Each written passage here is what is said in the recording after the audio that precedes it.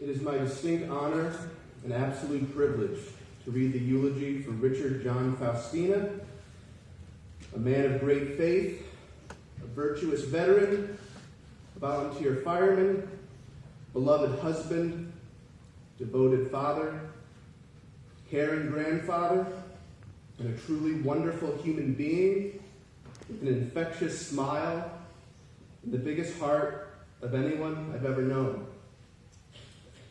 For those of you who don't know me, my name is William Richard Schofield. My middle name was given to me out of respect for Richard, as I am the first of his 9 phenomenal grandchildren, all of whom love and miss their pop. Richard was born and raised in Garfield, New Jersey, where he was commonly referred to as the baby of the family. Being the youngest of his 4 siblings, at 13 years old, he was delivering newspapers and by foot, and it makes sense that he did that because when I was growing up, I would always see Pop reading the paper in the dining room, right by the window to get the best sunlight.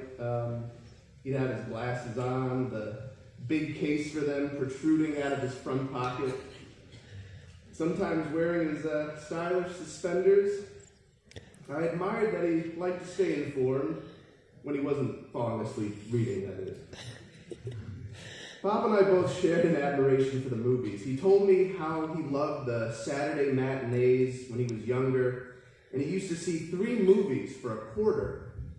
He told me his favorite movie was the war romance film From Here to Eternity, and his childhood hero was John Wayne. He enjoyed the music of Frank Sinatra, Vic Damone. He liked playing golf and watching football. I know many of us here have seen at least one football game with Richard. What some of you might not know is that when he was a freshman in high school, he really wanted to play football, but his mother would not allow it. Which, in hindsight, was probably good parenting. After all, baby Richie was only 128 pounds at the time.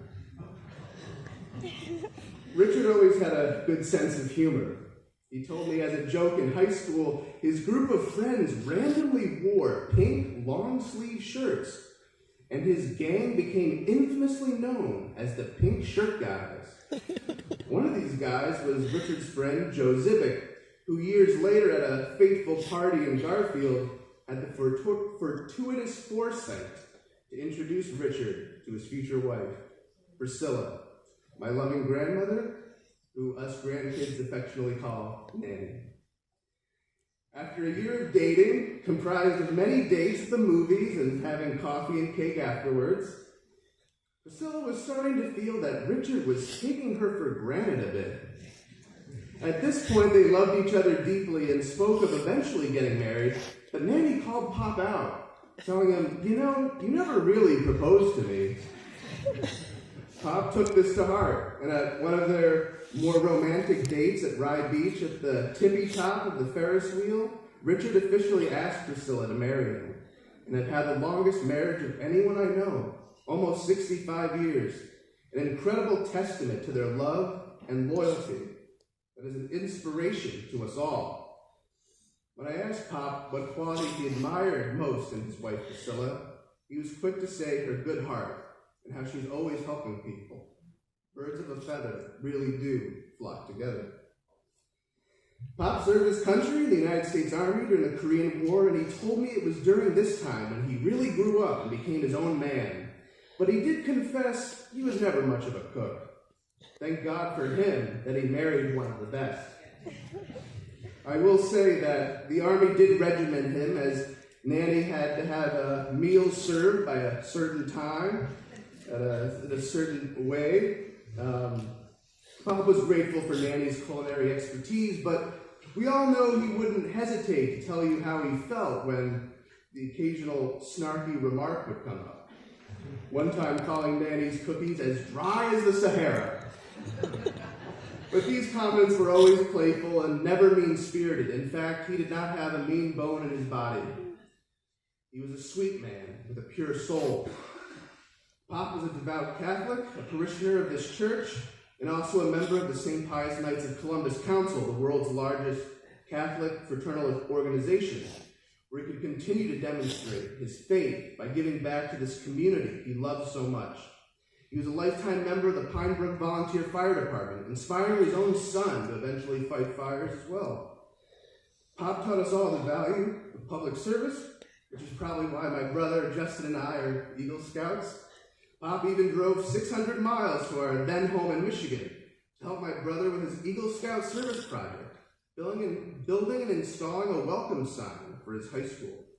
Pop was always good with his hands. He had an insatiable work ethic, sometimes working weekends to support his family. He worked as a pipe fitter and a millwright with the Hoffman LaRoche Pharmaceutical Company for 37 years. He was a great provider to Nanny and his 3 kids, my compassionate mother Lisa, my thoughtful Aunt Karen, and my cool Uncle Michael. Pop gave his children a good life, saving up for memorable family vacations to places like La Valette, Wildwood, and Disney World. I'm grateful that Pop took the time to teach me how to swim when I was young. Before his body would decline, I would watch in awe as he swam laps. He was kind of gentle, but when it came to his aquatic domain, he showed his stern side, especially when he told us kids not to run by the pool or always insisted we wear our back floats before we would master the different strokes. I was so happy when he and Nanny attended my high school graduation with Aunt Marge and Uncle Joe. I fondly remember all the fun games of dominoes we used to play at the time and would continue to play throughout the years. Pop and I watched countless hours of movies, Seinfeld, and Yankees games together. I'll never forget the fun times we spent at places like Disney World, Punta Cana, Hard Rock Resort, and most recently at my cousin Rebecca's wedding, where some of us here were lucky enough to see Nanny and Pop dance together one last time. What a truly precious moment. I'll miss him dearly, especially when he promised to squeeze me like a lemon before giving the tightest hugs that showed a level of affection and love not everyone is capable of expressing. When I asked him what his greatest accomplishment was, he said his children and his grandchildren, his family. Pop built a strong legacy of love that I'm blessed to be a part of. I take comfort in knowing he's reunited with his parents, Sebastian and Marie Antoinette Faustina, his infant daughter, Linda Ann Faustina, and his 4 siblings, Rose Mazzella, Marie Faustina, William Faustina, and Joseph Faustina. To quote Maya Angelou, people will forget what you said, people will forget what you did, but people will never forget how you made them feel. Pop, I have no doubt your light personally touched every person in this room. It's hard to quantify the influence of a single life can have on so many people, but this week, hearing all the outpouring of love, the tributes, the testimonials about your character, now bearing witness to all who gathered here today to celebrate your life, certainly provides a deep sense of the emotional impact you had and how far it reached. Rest in peace, Richard John Faustina. You were a true role model to so many of us. Your memory lives on in each of our hearts. Thank you for gracing us with your sensitivity, your kindness, your humility, your sense of humor, your integrity, your authenticity, your love, and for being the best grandfather I could have ever had. Love you, Pop, forever and always.